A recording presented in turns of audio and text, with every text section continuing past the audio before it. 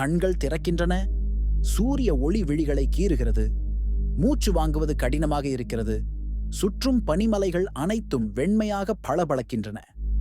என் நினைவுகள் மங்கிய நிலையில் நான் எங்கே இருக்கிறேன் என்பதையே புரிந்து கொள்ள முடியவில்லை. நான் இப்போது இமயமலையில் தனியாக இருக்கிறேன். எந்த பாதையும் இல்லை. எதையும் அடையாளம் காண முடியவில்லை. எங்கிருந்தோ வீழ்ந்து போய் இந்த பனிக்காடு முழுக்க தனியாக மாட்டிக்கொண்டேன். உணவில்லை, தண்ணீர் இல்லை, சுத்தமான காற்று கூட கிடையாது. ஆனால் வாழ்க்கையை விட்டுவிட முடியாது. நான் போராட வேண்டும். முதலில் என் உடலை கவனிக்க ஆரம்பித்தேன். கைகளை நகர்த்தி பார்த்தேன். கால்கள் சரியாக வேலை செய்கின்றனவா என்று சோதனை செய்தேன். சில இடங்களில் காயங்கள் இருந்தாலும் கடுமையானது எதுவும் இல்லை என்பதை கண்டுபிடித்தேன். பசியும் தாகமும் தலை சுற்ற வைத்தது. பனியை உருக வைத்து குடிக்கத் தொடங்கினேன். சுத்தமான நீருக்காக அதுதான் ஒரே வழி. பின்பு ஒரு பாதுகாப்பான இடத்தை தேடத் தொடங்கினேன். பனிக்கட்டி மேடுகளில் ஒரு சிறிய பள்ளத்தை பார்த்தேன். அது ஒரு இயற்கையான குகை போல இருந்தது. அதில் புகுந்து காற்றுக்கு எதிராக ஒரு தற்காலிக அடைக்கலமாக்கினேன். என் உடலை சூடாக்குவதற்கு சூரிய ஒளியை பயன்படுத்திக் கொண்டேன். அப்போதுதான் உணர்ந்தேன், இமயமலை வெறும் அழகு அல்ல, அது ஒரு கடுமையான சோதனை. இரவு நேரம் வந்தது. அந்த நேரத்தில் இமயமலை மிகுந்த பயங்கரமாக இருக்கிறது. வெப்பநிலை பெரும்பாலும் 0க்கு கீழாகவே இருக்கிறது. ஒவ்வொரு மூச்சும் கொட்டும் பனியைப் போல இருந்தது. உடலை சூடாக வைக்க கற்பாற்றுடன் எதையெல்லாம் செய்யலாம் என யோசிக்கத் தொடங்கினேன். கற்கள், இலைகள், பனி யாவற்றையும் பயன்படுத்தி அடைக்கலம் வலுப்படுத்தினேன். அடுத்த நாள் உணவுக்காக தேடத் தொடங்கினேன். பனிக்கட்டியின் அடியில் சில வேர்கள், பழங்கள் கிடைக்கும் வாய்ப்பு இருக்கிறது என்பதற்காக கற்களையும் பனியையும் இடித்து பார்த்தேன். கடைசியாக சில தாவர வேர்கள் கிடைத்தன.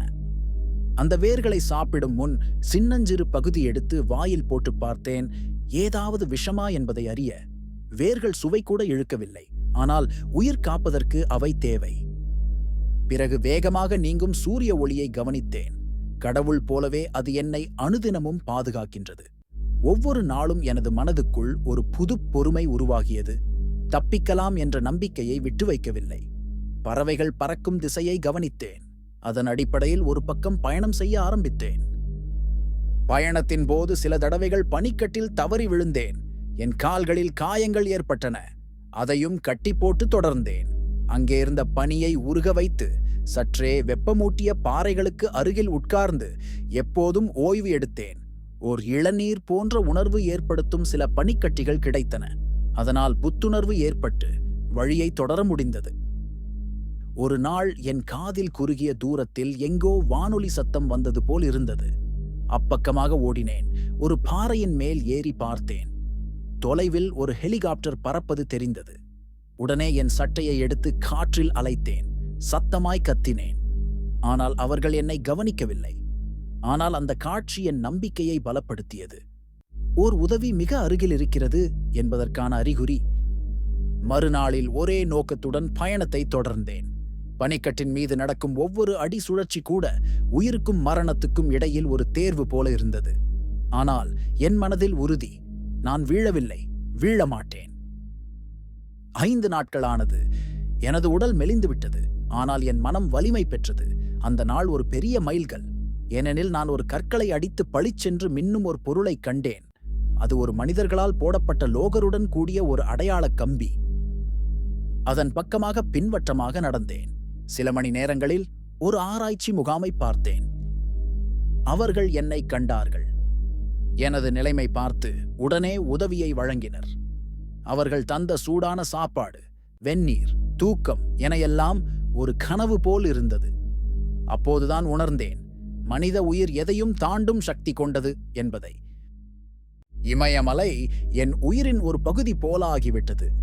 அதன் வெறியையும் அதன் அமைதியையும் நேரில் அனுபவித்தேன். இப்போது வாழ்க்கையின் ஒவ்வொரு விஷயத்திற்கும் நன்றி கூறும் மனநிலை உருவானது.